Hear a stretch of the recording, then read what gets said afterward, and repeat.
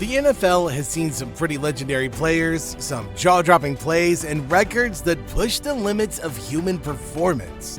But some records, they're on another level, so extreme, so wild that they may never be broken.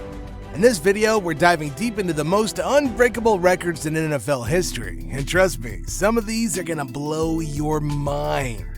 So let's break it down record by record, and by the end, you'll understand why these feats are practically frozen in time. This is about more than just skill, this is about Iron Man toughness. Brett Favre played through concussions, a broken thumb, sprained ankles, and even emotional pain like the day after his own father passed away. For 297 straight games, he showed up.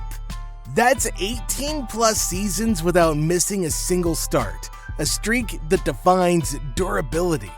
In today's NFL, with faster defenders and stricter concussion protocols, no QB is likely to ever come close to that.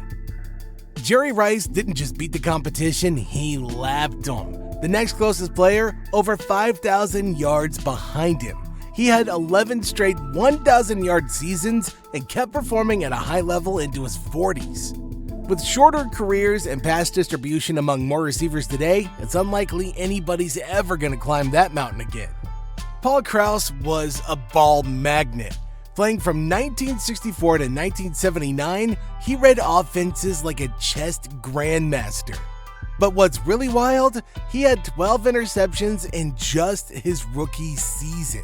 With modern offenses focusing more on high percentage throws and elite quarterbacks rarely risking it deep, this record is drifting further out of reach. 1 Super Bowl is a dream, 7 is a dynasty with a single man, unless we don't count Inflategate. Tom Brady won titles in 3 different decades, 2 different teams, and against every kind of opponent. He beat legends like Kurt Warner, Patrick Mahomes, and even a red-hot Falcons team in a 28-3 comeback. The level of consistency and success over 22 seasons is just unmatched. In 1990 against the Seahawks, Derek Thomas lived in the backfield, 7 sacks in 1 game. And what's crazy, he almost had 8 but missed the final tackle on the game-winning drive. With today's quick-release offenses and mobile QBs, even the best edge rushers are lucky to get 2 to 3 sacks a game. Let's rewind to the 1940s. Don Hutson scored 4 touchdowns and added 5 extra points in a single quarter. He played both offense and special teams, something unheard of today. The level of dominance in such a short span is something no modern player is even asked to attempt, let alone achieve.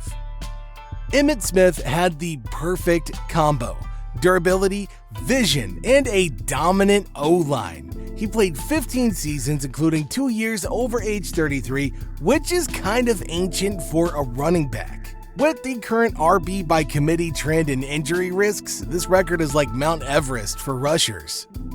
Antonio Brown was in a league of his own from 2013 to 2018. He wasn't just catching the ball, he was breaking games wide open. He averaged over 1,500 yards per season during that stretch. In today's wide receiver rotation systems, nobody's going to get that level of consistent volume anymore. 24 years, 2 different decades, countless clutch kicks including 2 Super Bowl winners. Adam Vinatieri was more than a kicker, the guy was a weapon on the field.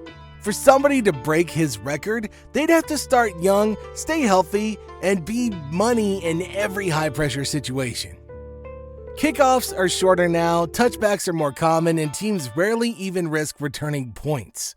Devin Hester made special teams must-watch TV. He had a return touchdown in every way possible: punt, kickoff, missed field goal, and even after a lateral. In today's NFL, he's one of one. In 2013, everything ticked. Peyton Manning threw 5+ touchdowns in 4 different games, and he did it at age 37, just 2 years removed from neck surgery. Even with the rise of pass-heavy offenses, nobody has topped 55 yet, and that window might just be closing. In 1952, Dick Night Train Lane wasn't just defending, he was stealing. 14 interceptions in 1 season is wild enough. Doing it as a rookie? unreal.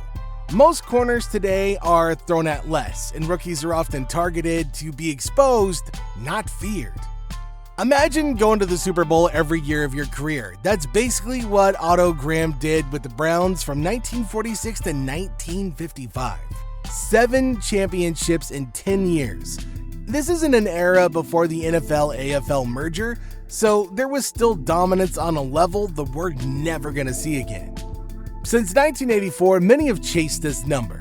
Adrian Peterson came just 8 yards short in 2012, but Eric Dickerson's combo of power, speed, and volume was special.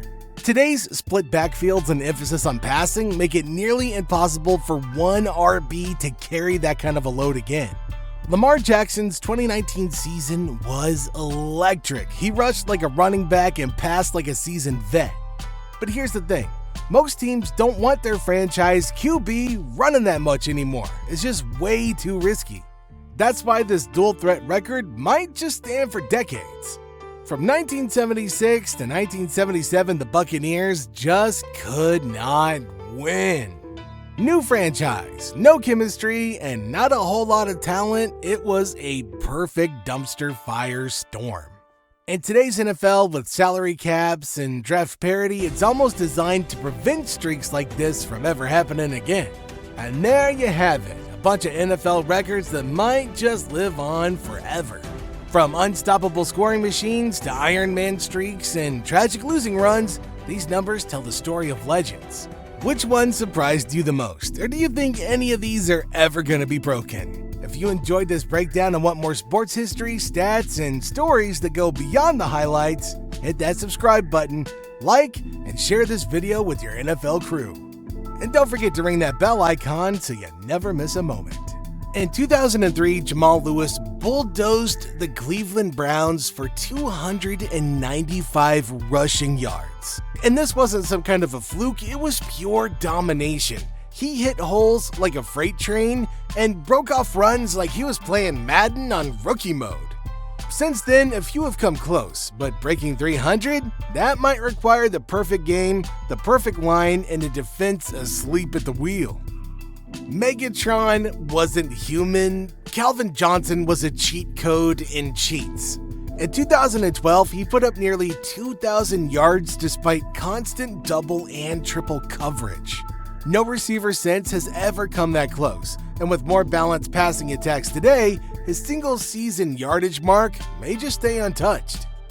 Before sacks were even an official stat, Deacon Jones was racking them up like candy. If his stat existed during his era, he'd be near the top, maybe the top. His dominance inspired the term sack, and his impact was so huge the league retroactively counted him. Man, try beating a ghost with a head start.